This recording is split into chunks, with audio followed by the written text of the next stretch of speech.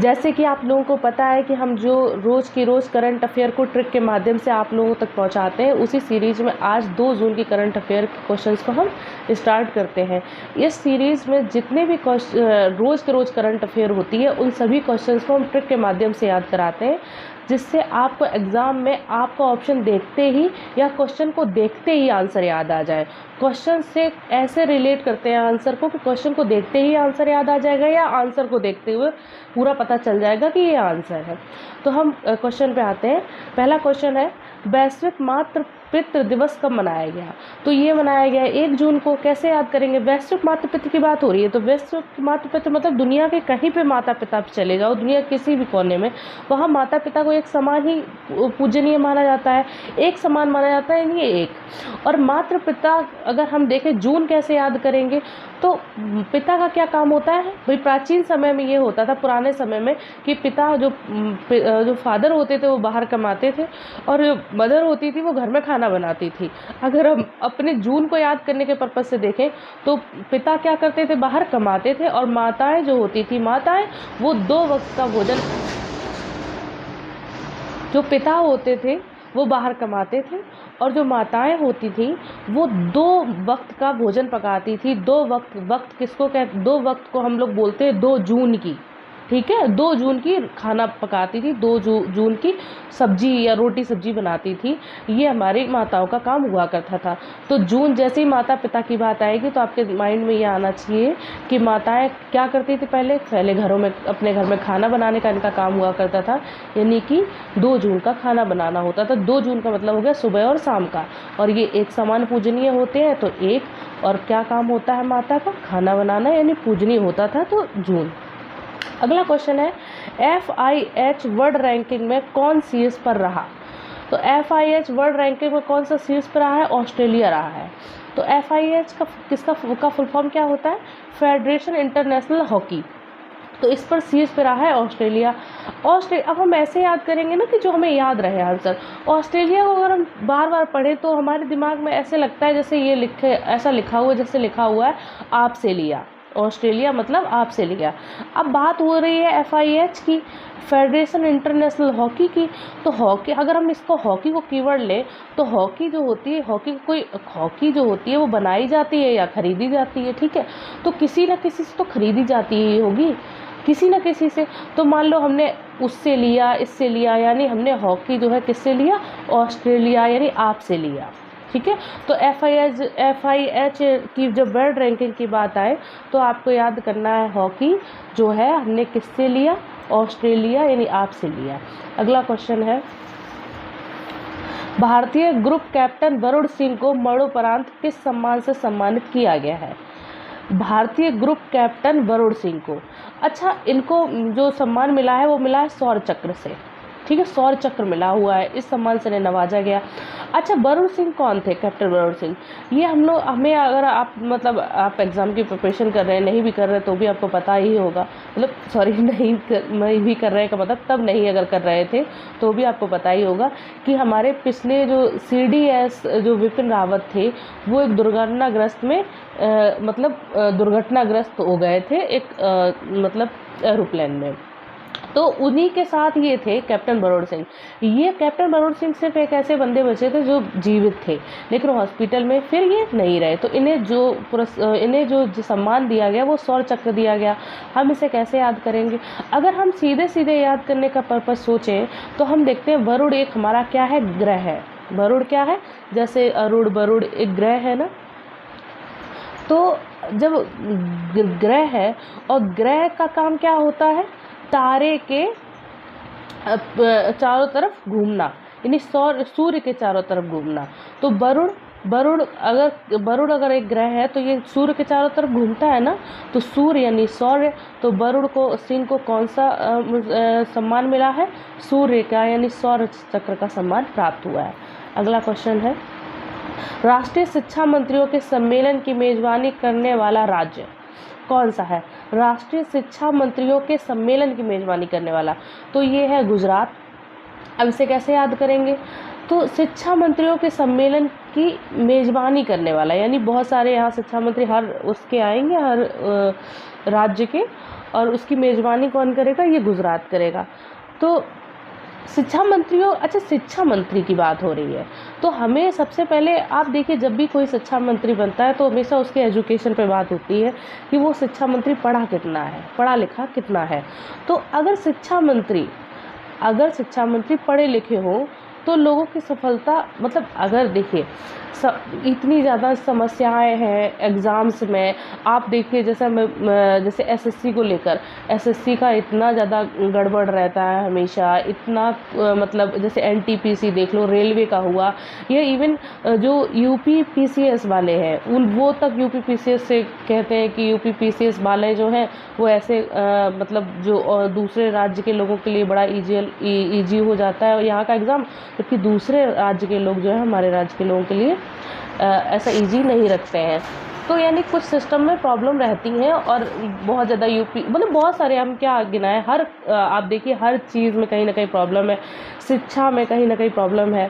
तो लोगों का ऐसा मानना है अगर शिक्षा मंत्री पढ़े लिखे हों तो देश में साक्षरता भी बढ़े और देश में स्किल भी बढ़े, सिर्फ साक्षरता ही नहीं स्किल भी बढ़े।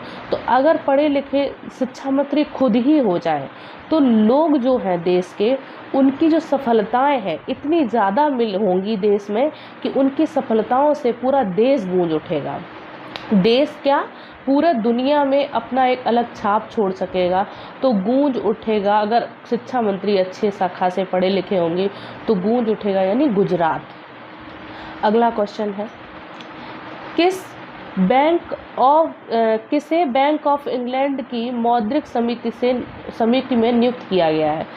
किसे बैंक ऑफ इंग्लैंड की मौद्रिक समिति में, अच्छा ये तो किया गया बैंक ऑफ इंग्लैंड में, तो इम्पॉर्टेंट क्यों है? क्योंकि ये कोई इंडियन है, इस वजह से इम्पॉर्टेंट है, ठीक है।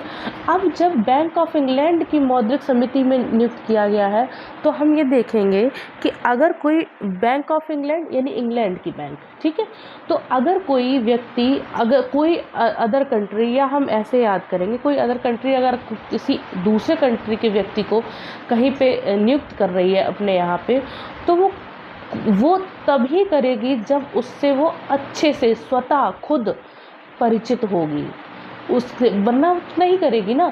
तो जब व्यक्ति बाहर का यानी इंग्लैंड का अगर किसी ने किया तो वहाँ पे लोग तभी तो इंडियन को करेंगे जब वो उसे स्वतः यानी खुद जानते होंगे, यानी स्वयं जानते होंगे। तो स्वयं जानते होंगे यानी कि स्वयं से क्या आता है? स्वाति, ठीक है। बैंक ऑफ इंग्लैंड की समिति में किसे नियुक्त किया? स्वाति को। तो इंग्लैंड की बैंक वाला भाई हमारे लिए ये क्वेश्चन इसीलिए इम्पॉर्टेंट है कि कोई इंडियन है, अगर इंग्लैंड का होता तो हम क्यों उसकी करंट पढ़ते।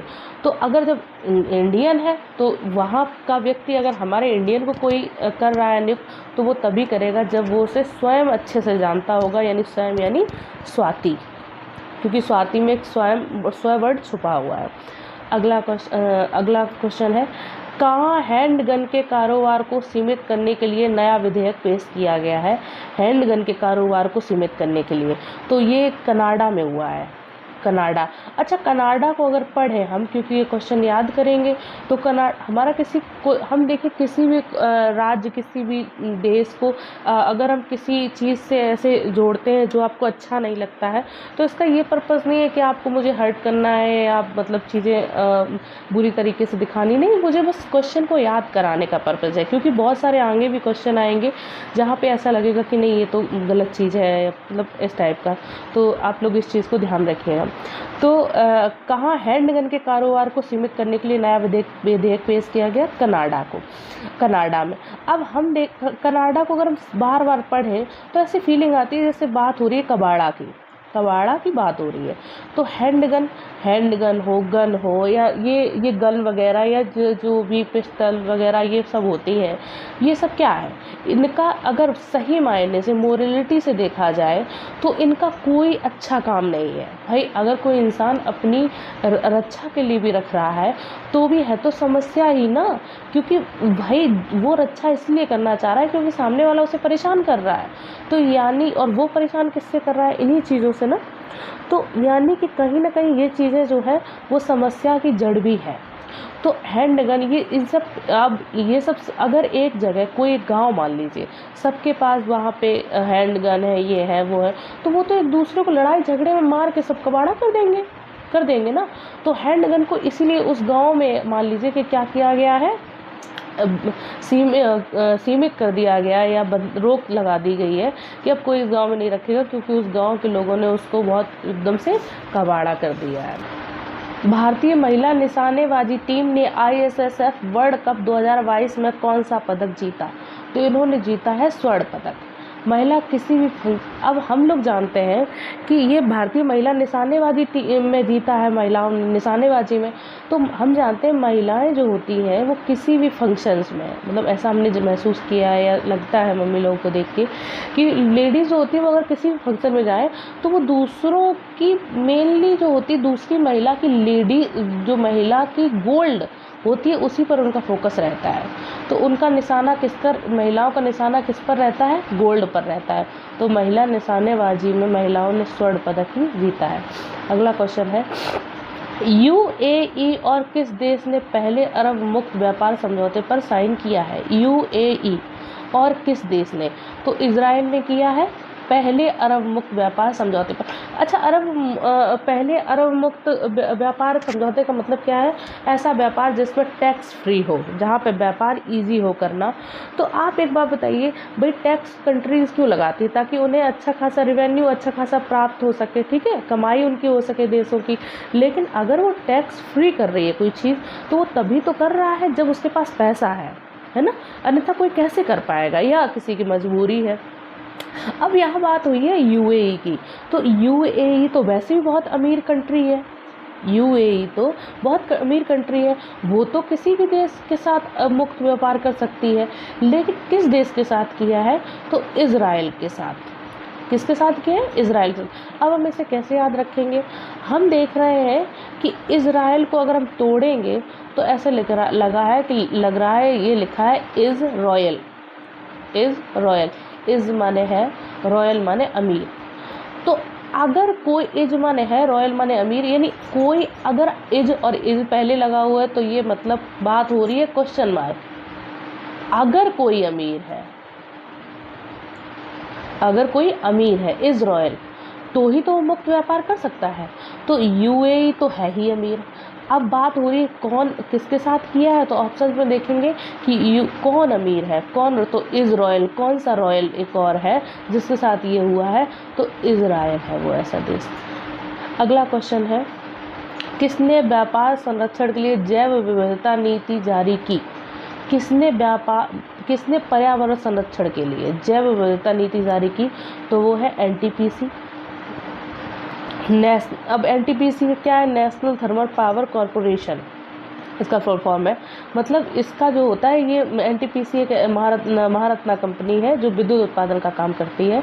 अब हमें, जहाँ तक हमें पता है, जो हम लोग जानते हैं कि जो पर्यावरण को सबसे ज़्यादा नुकसान कंपनियों से हो रहा है, जो चीज़ें बना रही हैं उनके प्रदूषण से, ध्वनि और वायु प्रदूषण, ये सब इन सब चीज़ों से हो रहा है। लेकिन मुझे लगता है जितना प्रदूषण जो है, पर्यावरण को नुकसान जो है विद्युत के कारण हुआ है, उतना शायद ही किसी से होता हो। क्योंकि आप आज देख रहे होंगे या आगे आने वाले समय में जितना भी प्रॉब्लम होगी वो विद्युत से ही होगी। क्योंकि आप देख रहे होंगे कि आज हर चीज़ को इलेक्ट्रिक करने की कोशिश हो रही है। हर चीज़ इलेक्ट्रिक, कारों को इलेक्ट्रिक बनाओ, हर चीज़, मतलब ये क्या ही बताएं, मुझे ऐसा लगता है हर चीज़ ही इलेक्ट्रिक हो रही है। तो आगे आने वाले समय में जो पर्यावरण है वो सबसे ज़्यादा जो दूषित होगा वो विद्युत से होगा। अगर पर्यावरण संरक्षण की बात हो रही है तो ये इसी से कहा भी गया है कि आप ही इस पर कंट्रोल करें। तो अगर संरक्षण की रिपोर्ट अगर किसी ने जारी की है पर्यावरण और संरक्षण की, तो वो विद्युत से रिलेटेड ही किसी कंपनी ने की होगी। तो NTPC, इसमें लिखा हुआ है T से थर्मल। अगला क्वेश्चन है, किसने नॉर्वे शतरंज ब्लिट्ज टूर्नामेंट जीता है? नॉर्वे शतरंज तो ये जीता हुआ है वेस्ले बारबोसा शो। नाम कितना अजीब है। तो नॉर्वे शतरंज ब्लिट्ज टूर्नामेंट किसने जीता? नॉर्वे, अगर हम इसे याद करने का सोचें तो ये नॉर्वे को ऐसे दिख रहा है जैसे लिखा हुआ है नारे नहीं होते हैं, इंकलाब जिंदाबाद इस टाइप के। और शतरंज में एक वर्ड आ रहा है इसमें रंज ये नहीं होती है रंज, किसी लोग कहते हैं कि हमारी बड़ी उससे रंज है, यानी दुश्मनी। तो अगर आप देखिए अदर कंट्रीज़ में समुदायों में अलग, अपने भारत में ही देख लीजिए कि 2 समुदायों में कितने नारेबाजी होती है और फिर उस दुश्मनी में, उस रंज में फिर सामने वाला भी करता है और उसमें इतना झगड़ा होता है कि एक दूसरे को मारते हैं, पीटते हैं। तो हम देखते हैं किसी ने इसमें लिखा हुआ है वेस्ले बारबोसा। हमने इसमें देखा है कि बारबोसा, इसका नाम ही इनका इतना अजीब है कि मुझे समझ ही नहीं आ रहा था।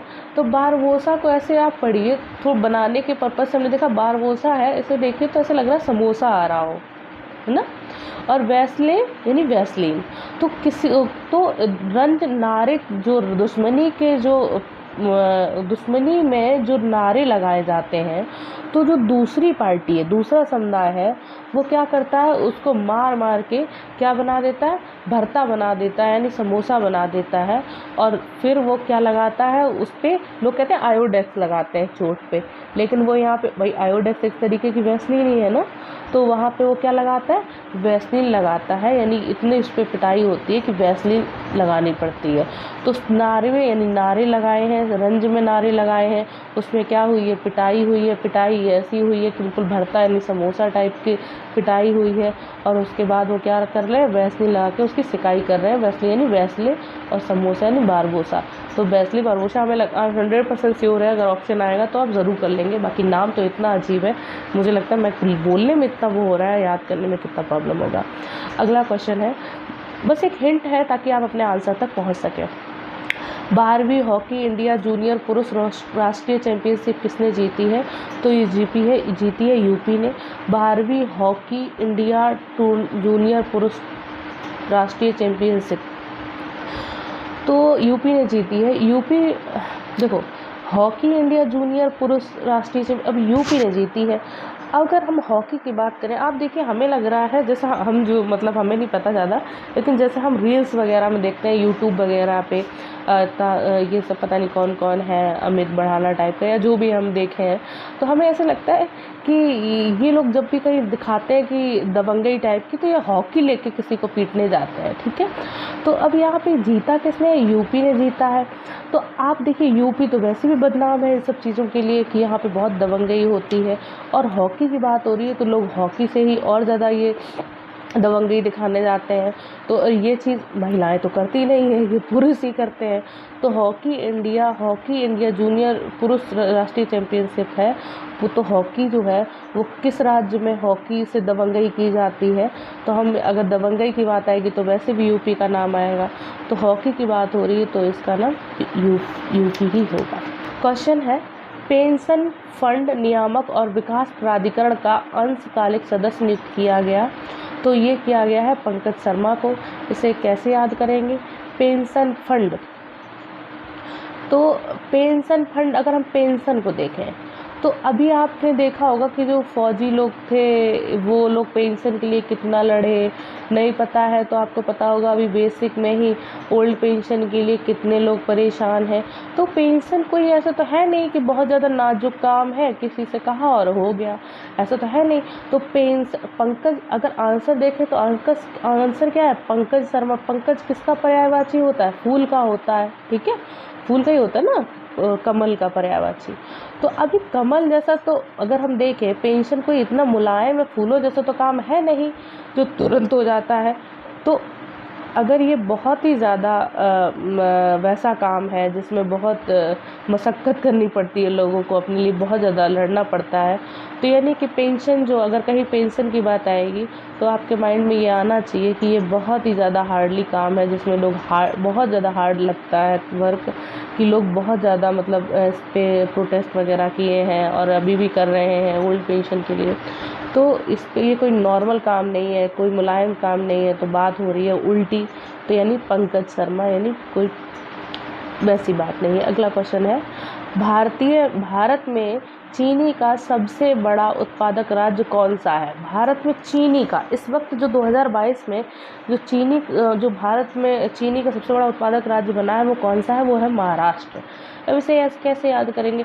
हमने देखो, ज़्यादातर हमने आपको पहले ही बताया कि हमने हर स्टेट के लगभग कोई ना कोई एक थोड़ा सा कीवर्ड बनाया हुआ है, कोशिश करते हैं कि उसी से आंसर आ जाए। नहीं आता है तो हम दूसरा कुछ ढूंढते हैं। जैसे मतलब गुजरात में या तो गूंज से बनाते हैं, या रात से बनाते हैं, या गुजरात से बनाते हैं। ऐसे राजस्थान में राजा से बनाते हैं, राजा के स्थान। वैसे ही कर्नाटक की बात करें तो ऐसे लगता है कि कर्ड राजा कर्ड की बात हो रही है। ऐसे ही महाराष्ट्र में हम हारा से बात करते हैं, यानी कोई व्यक्ति हार गया है और या कोई चीज़ हार गई है। बिहार में या तो हार से बनाते हैं या बहार यानी फूलों की बहार टाइप से बनाते हैं। तो महाराष्ट्र इसका बना हुआ है। भारत में चीनी का सबसे बड़ा उत्पादक राज्य जो अब बना हुआ है 2022 में, वो महाराष्ट्र है। अब से कैसे याद करेंगे, यानी महाराष्ट्र की बात है तो हारने से तो है ही। चीनी की बात हो रही है, चीनी मतलब चीनी कैसी होती है, मीठी होती है। मीठी मतलब मीठा, और मीठा बोलने वाला जो होता है उसके सामने जो सच है वो हमेशा क्या हो जाता है, हार ही जाता है। ठीक है, तो आपके दिमाग में आएगा महाराष्ट्र। आप सोचो नहीं, हमारे दिमाग में बिहार भी आ सकता है। तो उस पर्पज से आप में आप ये देख सकते हैं कि आप जो झूठ बोलने वाला व्यक्ति होता है, जो मीठा बोलने वाला होता है, वो सच बोलने वाले के सामने महारत हासिल किए होता है। महारत यानी महाराष्ट्र। अगला क्वेश्चन है, किस स्टेट ने मिट्टी के संरक्षण के लिए ईसा आउटरीच के साथ समझौता किया? तो ये किया हुआ है गुजरात जो है उसने, गुजरात स्टेट ने मिट्टी के संरक्षण के लिए ईसा आउटरीच के साथ समझौता किया है। अगर हम ईसा आउटरीच को देखें तो इसका मतलब ऐसे लग रहा है, ऐसा लिखा है ईसा प्लस आउट प्लस रीच, यानी ईसा के पहुँच के बाहर, यानी कोई ऐसा काम जो ईसा के पहुँच के बाहर। ईसा किसी गर्ल का नाम है मान लो, तो ईसा देवल टाइप। तो ये यानी ऐसा कोई काम जो उनकी पहुँच के बाहर है। अच्छा, पहुँच के बाहर है तो क्यों उनके साथ समझौता किया गया है? एक्चुअली पहुँचने के बाहर था नहीं। हम ये मानेंगे कि ये जो संरक्षण, ये मान लीजिए कोई ऐसा है कि जैसे मिट्टी के संरक्षण, यानी हम ये मान लें कोई भट्टे वगैरह के लिए मिट्टी या खेत से खोदता है, तो उसी के संरक्षण के लिए ईसा आउटरीच के साथ समझौता किया है। अब ईसा के ये पहुँच से बाहर इसलिए है क्योंकि जो खोदने वाला व्यक्ति है वो इसका काम जो है वो रात में करता है, दिन में नहीं करता। अब वो कहाँ पे करेगा ये तो नहीं पता ना, दिखता तो है नहीं रात में, तो इसलिए ईसा के पहुँच से बाहर है। क्योंकि ये जो मिट्टी का काम है, ये जो खोदने का, ये रात में होता है। तो किस स्टेट ने किया है? गुजरात ने किया है। तो आपको कैसे याद आएगा कि किस स्टेट ने मिट्टी के संरक्षण के ईसा आउटरीच के साथ समझौता किया है? तो ईसा आउटरीच भाई ईसा के कोई पहुँच के बाहर क्यों है कोई चीज़? इसलिए है क्योंकि वो चीज़ अब आपके माइंड में आएगी, क्यों है वो कोई चीज़ आउट मतलब कोई पहुँच के बाहर? क्योंकि वो तभी भाई अगर बिल्कुल पहुँच के बाहर होती तो उनके साथ समझौता नहीं होता ना, पर इसलिए है कि वो है तो कैपेबल, पर वो चीज़ ही ऐसे समय हो रही है। यानी कि ऐसा कौन सा राज्य है जिसमें ऐसे रात आया है? तो वो गुजरात है। अगला क्वेश्चन है, किस देश में निर्मित सुपर कंप्यूटर फ्रंटियर ने फोगाकू को पीछे छोड़ा है? किस देश में निर्मित सुपर कंप्यूटर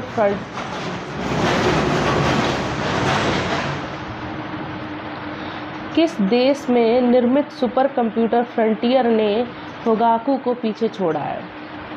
अच्छा, फोगाकू पहले सुपर कंप्यूटर था, अभी उसको छोड़ दिया है सुपर कंप्यूटर फ्रंटियर ने। तो पहले तो फोगाकू को ही देख लो, छोड़ा है फोगाकू को। तो फू से ऐसे लग रहा है फोगाकू यानी फूक गया हो, बिल्कुल एकदम से ख़राब हो गया, तो ये तो पीछे ही छूट गया। फ्रंटियर की बात हो रही है। अच्छा, ये जो है वो किस देश का है? अमेरिका का है। किस देश में निर्मित सुपर कंप्यूटर है? ये अमेरिका में है। जो कंप्यूटर फ्रंटियर है वो अमेरिका का सुपर कंप्यूटर है। इसने फोगाकू को पीछे छोड़ दिया। तो हम कैसे याद करेंगे? फ्रंटियर को अगर हम देखें तो फ्रंटियर मतलब जो सीमा पर होने वाले, जो सीमा पर, फ्रंटियर मतलब जो सीमा पर होते हैं। अगर हम सीमा बल की भी बात करें, जो सेना हमारी होती है, जो फौजी होते हैं वो भी सीमा पर होते हैं। आप देख रहे हो कि जो अभी अफ़गानिस्तान में इतना वो हुआ, जैसे कि हम लोग देखते हैं फ्रंटियर मतलब जो सीमा पर लोग रहते हैं।